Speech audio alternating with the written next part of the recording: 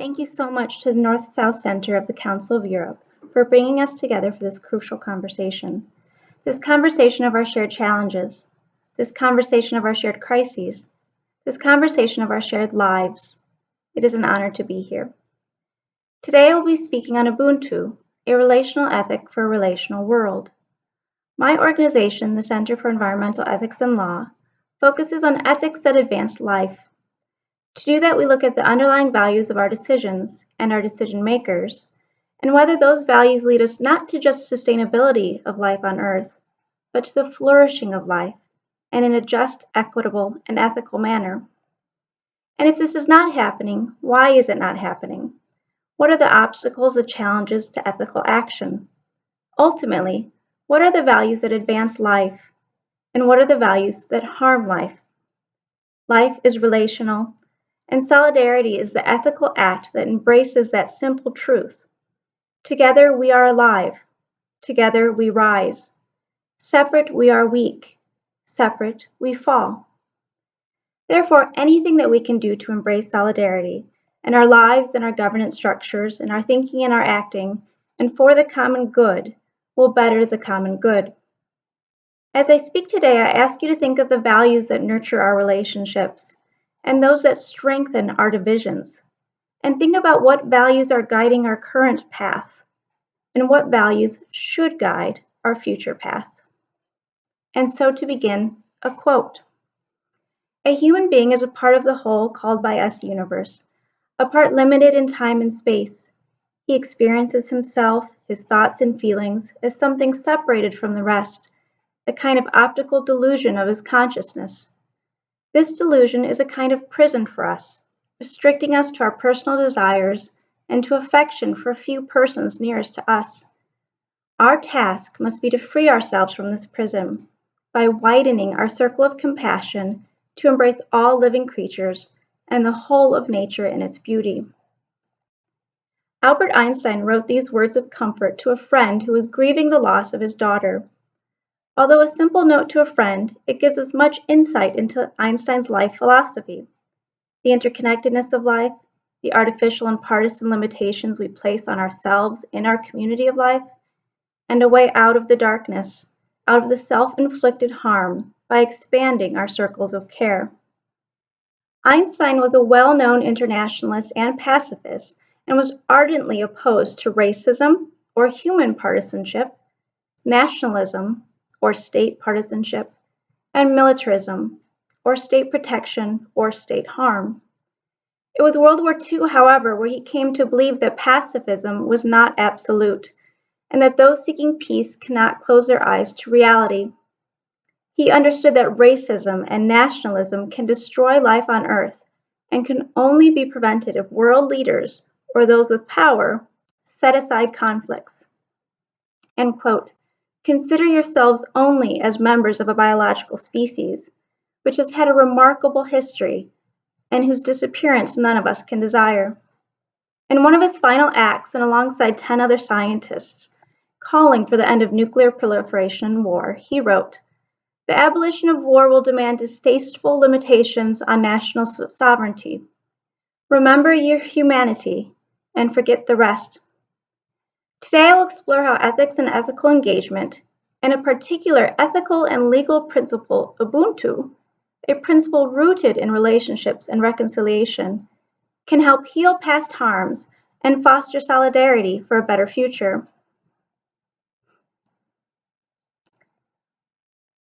Ethical engagement helps us better understand the interconnectedness of life, the threats to that interconnectedness, and the responsibility of those in power.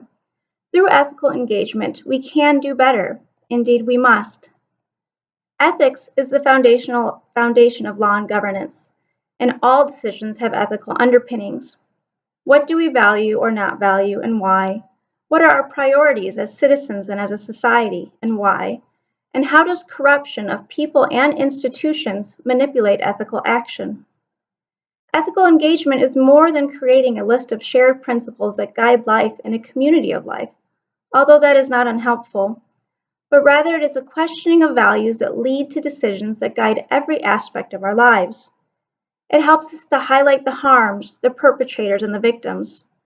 and it allows us to address the root causes of our crises and to analyze the values that led to those crises. Ethics looks at right and wrong human behavior and when responsibility attaches, and as such, ethics is the foundation of justice and the rule of law. And the foundational principle of justice is a duty not to harm, and if there is a harm, to right that wrong. And these principles of ethics, justice, equity, democracy, are foundational to good or bad governance. We are in the midst of global environmental crises that threaten all humanity: mass-scale biodiversity loss, the acidification and choking pollution of our oceans, and climate change all lead to human insecurity, food and economic insecurity, and national and global insecurity. Why is this happening despite our calls to halt these harms? To begin to understand, we must go deeper than the data. We must look into humanity and how we and those in power structure ourselves. Ultimately, we must ask ourselves, is the current structure of our lives, our communities, our state, and global governance sustainable? Is it protecting and nurturing humanity, human civilization, and the very foundations of life? My work is grounded in and informed by the Biosphere Ethics Initiative and its Relato methodology, a law and governance program that works with communities around the world to highlight ethics in action, share their stories of success and failure to one another and with the global community, look for commonalities to strengthen global solidarity, and unpack their guiding principles with legal and scholarly research. The word relato was selected by one of our participants from Brazil, taken from the Portuguese word to relate, to inform, a story, a narrative. Relatos are spaces for ethical engagement on real issues of real people concerning life on Earth. Who are their allies, and who or what is working against their cause? What motivates them, and how do they address the challenges of corruption, economic and political poverty, war and violence, discrimination and disconnection, addictions and loss? The relatos and the principles from the relatos are my foundation to the world. I see their people, their words, their hopes, their harms everywhere. They are the starting point to which all is shared, to which all is unpacked, and I often wonder why this is so. Relatos celebrate the good of humanity and the courageous individuals fighting for the cause of life. They give their participants and those who hear their stories hope. The procedure of a relato is organic, is particular to the people and needs of the local community where it is held. Why do they wish to engage in ethical discourse? Sometimes it's to create a local ethic particular to their place and people. Sometimes it's simply to have the space to think about and be reminded of and re-engaged in their passions. Sometimes it is to share their story to the wider world, to help inform others who face similar challenges, or to simply build solidarity for issues that are as complex as the cosmos. The people of a relato are real. They are local, non-local, and diverse.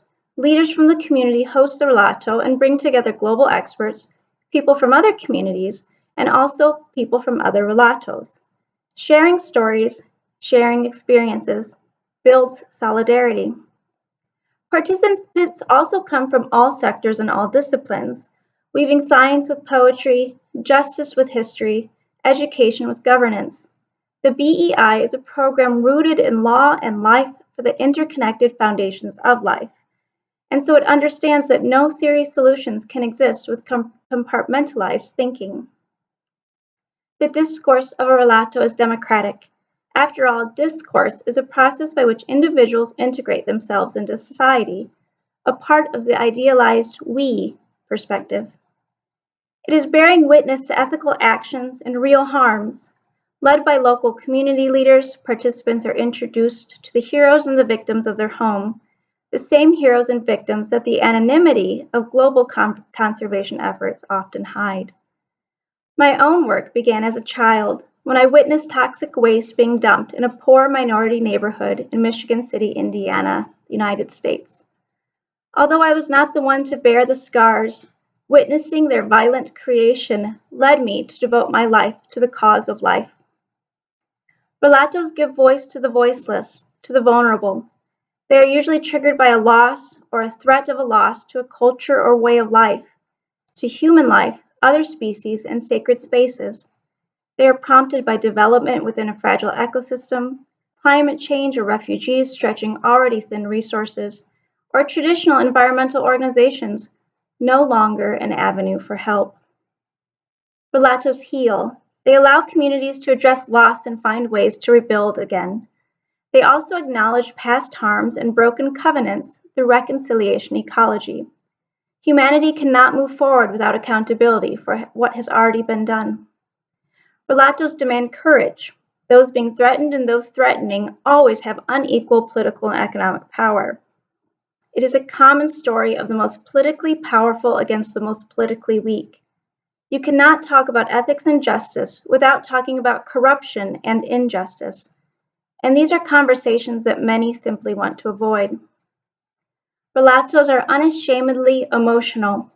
When human lives and livelihoods are literally being sacrificed for human consumption, development, or military might, it should be seen as abnormal if emotion is not involved. Indeed, to speak without emotion is another way to speak the language of the market. Each relato is a mini cosmos, offering stories of solidarity and at the same time building solidarity, how humans address shared crises, and how they live in harmony with nature and one another through ethical actions for life on Earth. Each relato is a part of my memory, it's a part of me, it's its own little story, yet it is also a part of the larger cosmos. It is Ubuntu alive, and now I share it with you in solidarity. Everything is connected, so many harms are shared. We must never separate our environmental crises from our governance crises, and to address them, we must look at the power holders, the nation state. The decision makers within a state create the structures and laws that govern all actors within a society, within and among nations. What air we breathe, what water we drink, what food we eat, who can be imprisoned, who can have their life taken away. Through the rule of law, government leaders determine and regulate good and bad behavior, what is considered harm, and how much is allowable. Therefore, it is the values of those in power that determine our overall well-being and the overall well-being of Mother Earth. A state's budget, for example, is nothing more than a value statement of their priorities. Yet in our current governance system, it appears that states have the power or even the right to harm. In a world of growing hypernationalism and the dominant statist role of a state, grave harm is being done to all humanity, indeed to all living things, in defense of some humanity. We need to not only redefine how individuals relate to one another and how communities relate to one another, but also how states relate to one another. The first duty of the nation state is to protect its citizens from harm, to understand harm, to prevent harm, to protect life and its biological development. But with sovereignty also comes the responsibility to not harm others. Sovereignty is not an allowance to harm, and it does not abdicate one from responsibility if a harm occurs. French philosopher Michel Foucault believed it was a duty to hold states accountable for the suffering they cause. The suffering of men must never be a mere silent residue of policy. It grounds an absolute right to stand up and speak to those who hold power. And in order to address our global crises, we must look to these power holders, to those who make policies that either help or harm our shared future. We cannot separate any of our global crises on public health, poverty, the environment, climate, from our governance crises. And what are these crises? We see climate change action stop under the banner of protectionism, protect your own, isolationism, we do not need anyone else, capitalism, it costs too much, and nationalism, we should only worry about we. We see great power imbalances in the development and implementation of climate change law and policy, where one or two nations can have more power than all others. We see how negotiations at any level can be manipulated and even abandoned due to unequal power and corruption. We see states with no intent to abide by an agreement weaken an agreement. And we see power without wisdom, how states deny science, fail to act with precaution, or even knowingly harm their citizens and neighbors. We see harm without consequence. We see how systems of colonialization are still in place today, where the voices of some are valued more than the voices of others, where the bodies of some are harmed more than the bodies of others, and with no consequence. In fact, the vast majority of those murdered environmental defenders who never see justice are not white. Is this a coincidence? And what of the mass shipping of our toxic waste, our recyclables to poor nations? Do you think race plays no role in that? We are giving our throwaways to those that are seen as throwaways of humanity. This is sick. This is a sickness. We see how policies of harm are harm multipliers. Those in power cause the harm, such as with GHG emissions, deny the harm, or fail to address the harm. Or they may even take steps to exacerbate it, like building walls, refusing refugees, or denying aid, and the harm grows. We also see governments and NGOs and even environmental organizations adopt the language and methodology of the economic and governance systems of harm that have brought us to these crises. A tree is no longer a tree but a carbon sink. A wetland is no longer a wetland but an emissions offset. Who is framing this fight? And who is rendering impotent our environmental protectors in the process? We are bearing witness to the rise of hyper-individualism, hyper-competition, and hyper-nationalism. We are also witnessing the global rise of authoritarianism, and it is inherently connected to how we will be able to care and act for the climate, or care and act for the well-being of one another, to how we build solidarity. Racism, violence, sexism, silence, each an obstacle to solidarity, even an assault on solidarity. It's all connected to power and those who crave too much of it, and it is the most vulnerable who suffer. And then we also see a lack of courage, the courage to care. We see how powerful governments fail to use their power for good, to acknowledge and confront the existential crises we face, and to act with the seriousness and urgency it demands. And then we see teenagers with more courage than the most powerful leaders in the world. How do we move forward with these crises before us? What path is possible? From Africa came the origins of our lives as humans, and from Africa could come the path to our future, the migration and sharing and living of Ubuntu. Ubuntu is a relational ethic for a relational world.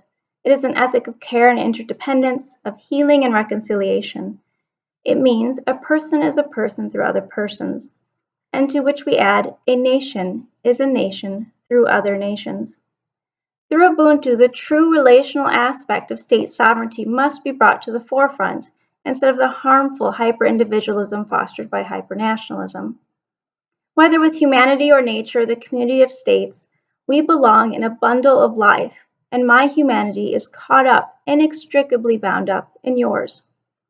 It places our identity within our relationships to others, and not at the expense of the diversity of local people, places, and cultures. It is but through that diversity. Archbishop Desmond Tutu believes we are different so that we can know our need of one another, for no one is ultimately self-sufficient. Ubuntu is solidarity with one another, and it is an ethic that advances the four loves: biophilia, the love of living things; sociophilia, the love of one another; locophilia, the love of place; and yes, we even need a bit of egophilia, the love of self. For if we do not love ourselves, how can we be expected to love one another? We cannot underestimate the power and potential of what stirs the heart. It is a reaction to the dehumanizing world of individualism, materialism, and isolation, and as such is a tool for reconciliation. Ubuntu is used to heal broken relationships, like our own broken relationships with one another and the larger world. Let Ubuntu be the ethic of interdependence that combats extreme individualism and extreme competition, the roots of inequality. Let Ubuntu be the ethic of covenant and community against those seeking excessive power. Let Ubuntu be the ethic of care against corruption, the ethic of harmony against disharmony. Let us extend the ethic of Ubuntu to the community of states. Let us replace status sovereignty with relational sovereignty. A human is a human because of and among other humans. Humanity is defined by, empowered by, constrained by, and conditional upon others and our relationships to others. A nation is a nation because of and among other nations. Sovereignty is defined by, empowered by, constrained by, and conditional upon others. And in no man-made social construct can one harm another without consequence. If our governance structures created by our underlying ethics are not livable, if our decisions are causing global crises that threaten all life, then we must seek new ways forward. In conclusion, German philosopher Wilhelm Friedrich Hegel noted, when a father asked him for advice about the best way of educating his son in ethical matters, a Pythagorean replied, "Make him the citizen of a state with good laws." Life is relational, justice is relational, liberty is relational, rights are relational. What makes us happy, what makes us human is relational, and certainly harm is relational. And this is why it takes a relational, local, global, diverse, unifying response in law and governance to better protect life on Earth and to respond to the crises before us. Thank you.